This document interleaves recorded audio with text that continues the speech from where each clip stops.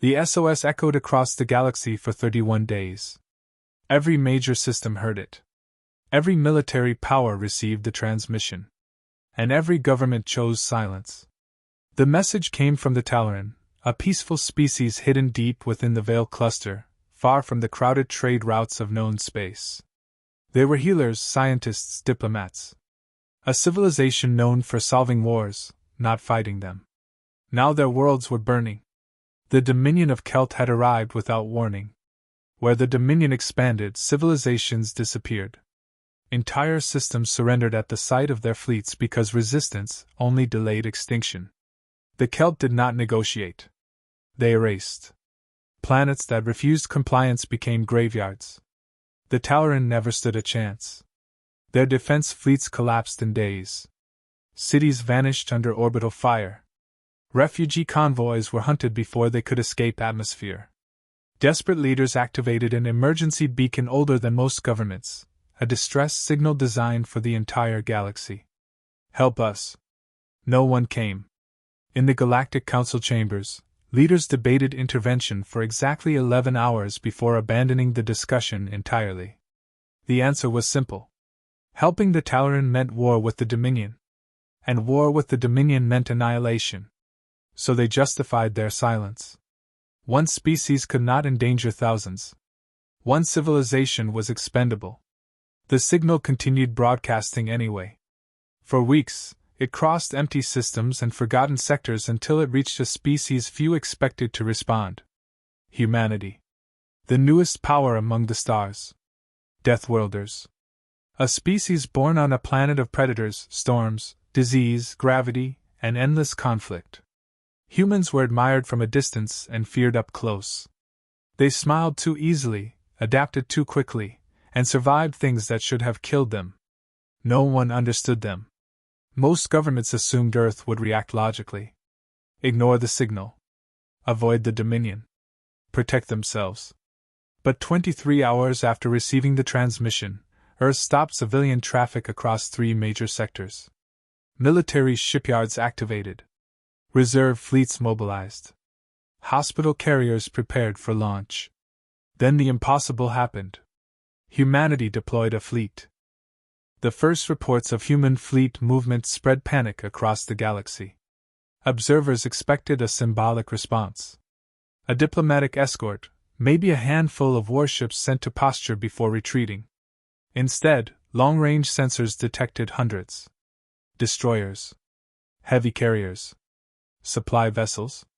Medical ships. Refueling platforms.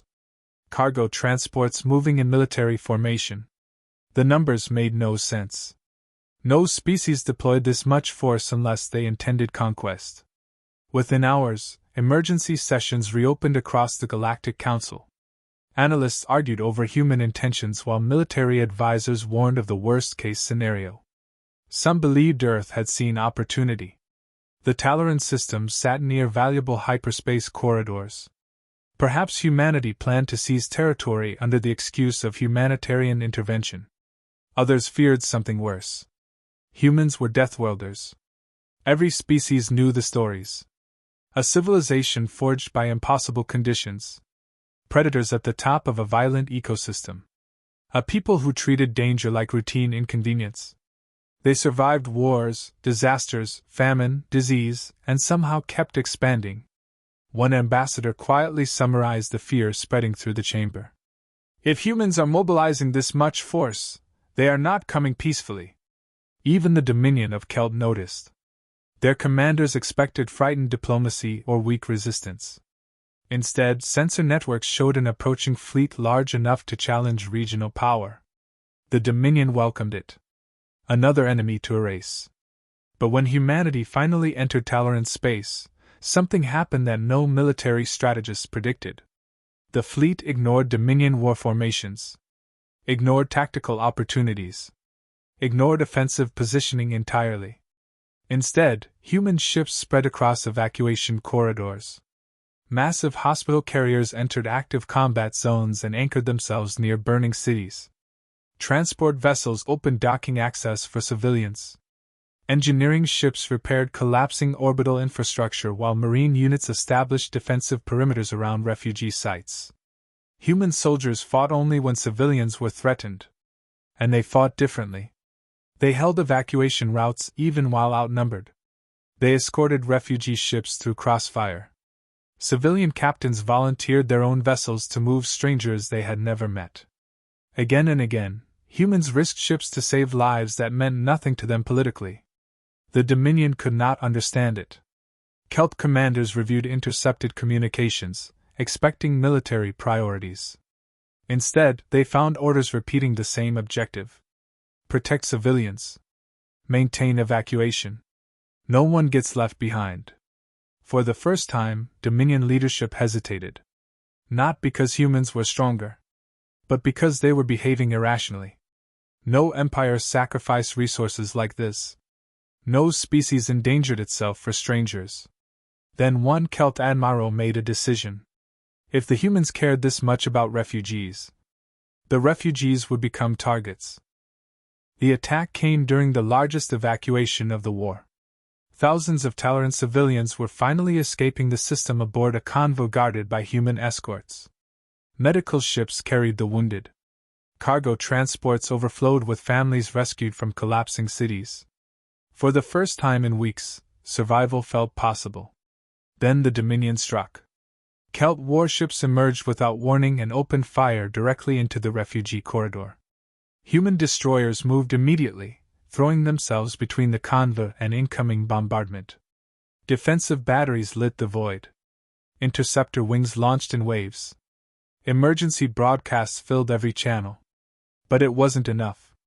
One refugee vessel took a direct hit. The ship split apart instantly. No warning. No survivors. Inside were hundreds of civilians. Families. Children. The emergency signal vanished mid-transmission. Across nearby sectors, debris scattered silently through space. Small belongings drifted among the wreckage: blankets, learning devices, fragments of toys spinning endlessly in the dark. Human rescue teams arrived too late. For several minutes, no one aboard the command fleet said anything. The evacuation continued. But something changed. Until that moment, humanity had restrained itself. Every action had focused on rescue. Diplomats still transmitted warnings to the Dominion. Military commanders still followed defensive protocols. That ended with the refugee ship. Human negotiations stopped.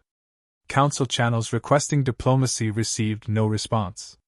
Instead, a single message was transmitted across the fleet. Evacuation phase complete. Observers didn't understand the meaning at first. Then human formations shifted. Hospital carriers withdrew to secured space. Civilian transports accelerated towards safety. Defensive lines reorganized. And beneath the armored hulls of rescue vessels, hidden weapons systems activated. The same fleet that had carried medicine suddenly looked terrifying. Strike carriers launched fighter formations in impossible numbers. Heavy cruisers moved into attack patterns. Orbital targeting networks awakened across entire sectors. The Dominion finally realized its mistake. They had mistaken restraint for weakness. They had assumed compassion meant vulnerability. But human compassion had limits. And the Dominion had crossed one. Across military command channels, Celt officers began reporting impossible developments. Human ships were no longer merely defending. They were hunting. For the first time in centuries, commanders of the unstoppable Dominion looked at incoming human battle formations and felt fear. The war ended faster than anyone believed possible. The Dominion of Celt had conquered systems for centuries through fear. Their fleets overwhelmed resistance before it could organize. Entire civilizations surrendered at the mere threat of invasion. Humanity changed that in weeks. But what shocked the galaxy wasn't overwhelming force. It was precision. Human fleets didn't burn worlds. They didn't massacre populations. Every strike carried a purpose. Shipyards producing invasion fleets vanished overnight. Military command stations disappeared under impossible bombardments. Supply chains collapsed as human forces cut through Dominion infrastructure with terrifying efficiency. Civilian zones remained untouched. Again and again, observers noticed the same pattern.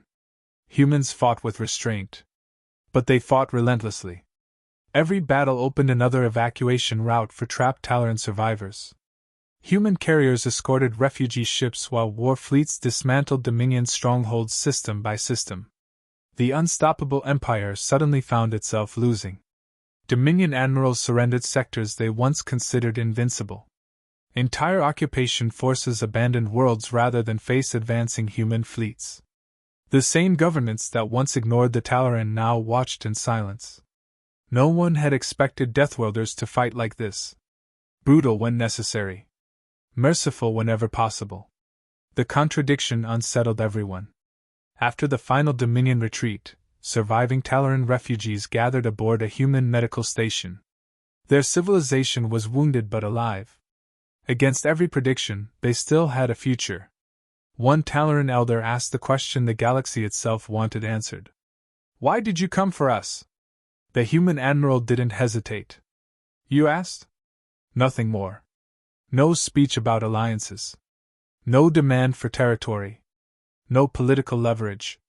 Just 3 words. The answer spread across interstellar networks faster than the war itself. Species that once feared humanity began reevaluating everything they thought they understood. Yes, humans came from a death world. Yes, they were terrifying in war. But that was never the part the galaxy truly failed to understand.